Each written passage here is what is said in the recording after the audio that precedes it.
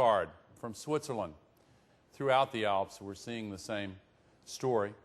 It's also true in South America. This is Peru 15 years ago, and the same glacier today. This is Argentina 20 years ago, same glacier today. 75 years ago in Patagonia, on the tip of South America, this vast expanse of ice is now gone. There is a message in this. All these patterns is also affecting the seasons. Here is a study from the Netherlands. The peak arrival date for migratory birds 25 years ago was April 25th, and their chicks hatched on June the 3rd, just at the time when the caterpillars were coming out. Nature's plan. But 20 years of warming later, the caterpillars peaked 2 weeks earlier, and the chicks tried to catch up with it, but they couldn't. And so they're in trouble. And there are millions of ecological niches that are affected by global warming in just this way. This is the number of days with frost in southern Switzerland over the last 100 years. It has gone down rapidly. But now watch this. This is the number of invasive exotic species that have rushed in to fill the new ecological niches that are opening up.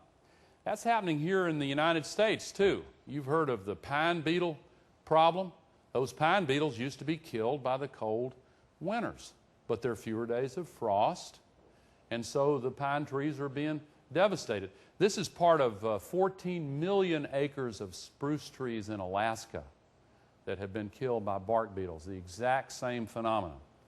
There are cities that were founded because they were just above the mosquito line. Nairobi is one. Harare is another. There are plenty of others.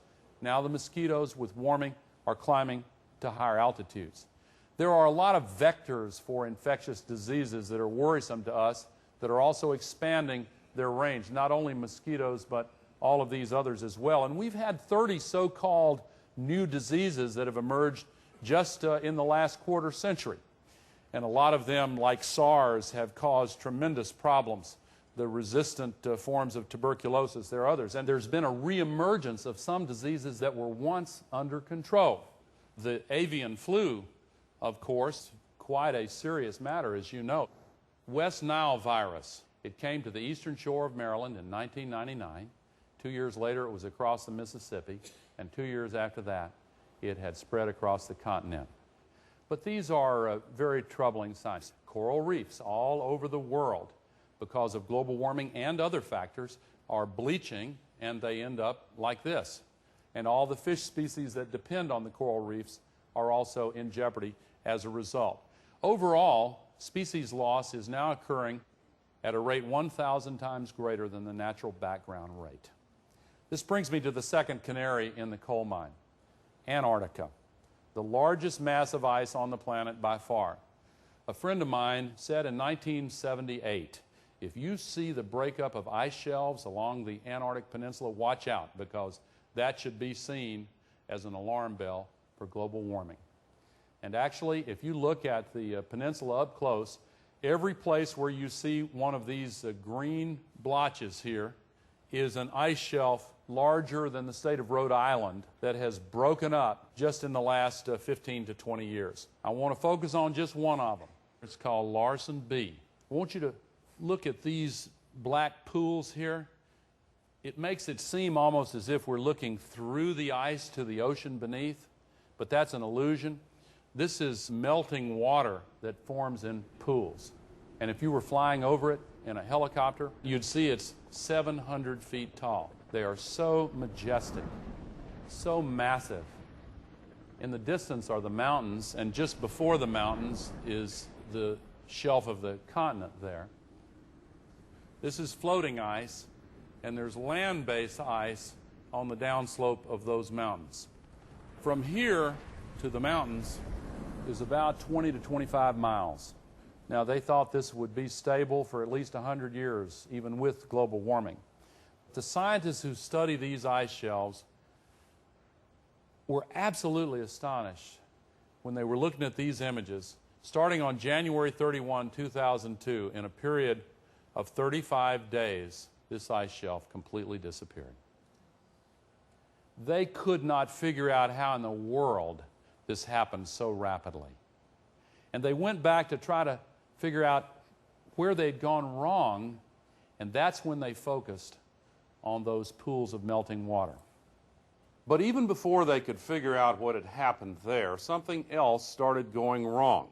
When the floating sea-based ice cracked up, it no longer held back the ice on the land, and the land-based ice then started falling into the ocean. It was like letting the cork out of a bottle. And there's a difference between floating ice and land-based ice that's like the difference between an ice cube floating in a glass of water, which when it melts doesn't raise the level of water in the glass, and a cube that's sitting atop a stack of ice cubes, which melts and flows over the edge. That's why the citizens of these Pacific nations have all had to evacuate to New Zealand. But I want to focus on West Antarctica because it illustrates two factors about land-based ice and sea-based ice. It's a little of both. It's propped up on tops of islands, but the ocean comes up underneath it. So as the ocean gets warmer, it has an impact on it. If this were to go, sea level worldwide would go up 20 feet. They've measured disturbing changes on the underside of this ice sheet.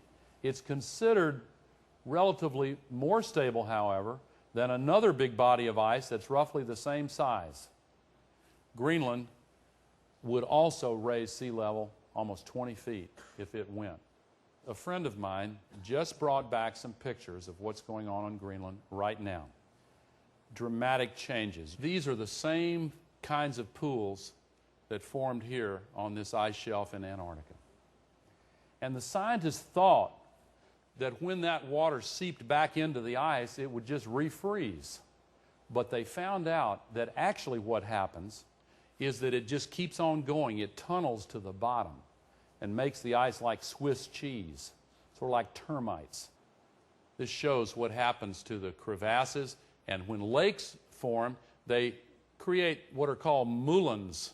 The water goes down to the bottom and it lubricates where the ice meets the bedrock. See these people here for scale? This is not on the edge of Greenland. This is in the middle of the ice mass. This is a massive, rushing torrent of fresh meltwater tunneling straight down through the Greenland ice to the bedrock below. Now, to some extent, there has always been seasonal melting, and moulins have formed in the past, but not like now. In 1992, they measured this amount of melting in Greenland. 10 years later, this is what happened. And here's the melting from 2005. Tony Blair's scientific advisor has said that because of what's happening in Greenland right now, the maps of the world will have to be redrawn. If Greenland broke up and melted, or if half of Greenland and half of West Antarctica broke up and melted, this is what would happen to the sea level in Florida.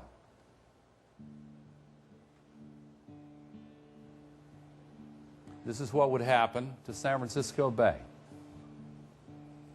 A lot of people live in these areas.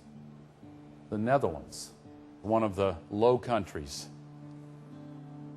Absolutely devastating. The area around Beijing, that's home to tens of millions of people. Even worse, in the area around Shanghai, there are 40 million people. Worse still, Calcutta and to the east, Bangladesh, the area covered includes 60 million people. Think of the impact of a couple 100,000 refugees when they're displaced by an environmental event. And then imagine the impact of 100 million or more. Here's Manhattan. This is the World Trade Center Memorial Site. And after the horrible events of 9/11, we said never again.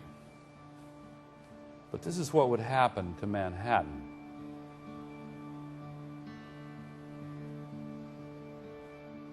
They can measure this precisely, just as the scientists could predict precisely how much water would breach the levees in New Orleans.